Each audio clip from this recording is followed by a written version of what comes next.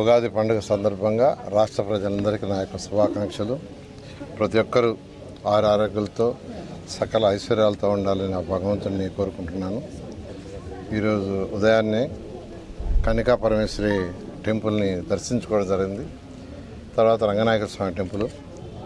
ఈ రంగనాయక స్వామి టెంపుల్లో 2014-19లో నేను మంత్రిగా ఉన్నప్పుడు అప్పుడు ఇక్కడ ఉన్న పూజారులు భక్తులు అడిగింది ఏంటంటే, ఘాటు సైజ్ సరిపోవట్లేదు సార్, పెద్ద ఘాటు కట్టమంటే ఒక చక్కటి ఘాటుని డిజైన్ చేసాము. దాన్ని అప్పుడు మొదలుపెట్టడం జరిగింది. సార్ ప్రభుత్వం మారటం వల్ల అది అసంపూర్ణంగా వదిలేశారు.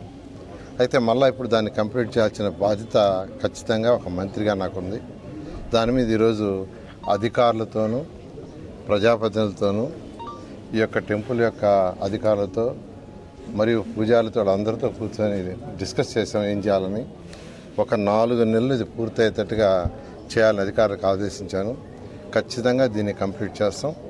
అదేవిధంగా ఇంకా కొన్ని సమస్యలు చెప్పారు వాళ్ళు, దాన్ని కూడా సాల్వ్ చేస్తామని చెప్పాం. ఏదేమైనప్పటికీ టెంపుల్స్ని కాపాడాల్సిన అవసరం ఉంది. అది ప్రభుత్వం యొక్క బాధ్యత. అందుకనే 2014-19లో ఇటువంటి టెంపుల్స్, ఇది చాలా పురాతనమైన టెంపుల్. రంగనాథ స్వామి టెంపుల్ అంటే చాలా పురాతనమైనది. ఇలాంటి టెంపుల్స్కి చేయాలనే ఉద్దేశంతో ఆ రోజు యాక్చువల్గా స్పెషల్గా టేకప్ చేసే వర్క్.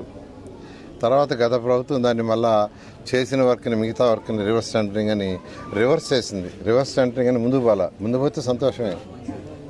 సరే, ఏదేమైనా ముఖ్యమంత్రి గారు నారా చంద్రబాబు నాయుడు గారు యాక్చువల్గా రావటం, ఈ రివర్స్ టెండరింగ్ సిస్టమ్ తీసేయటం జరిగింది.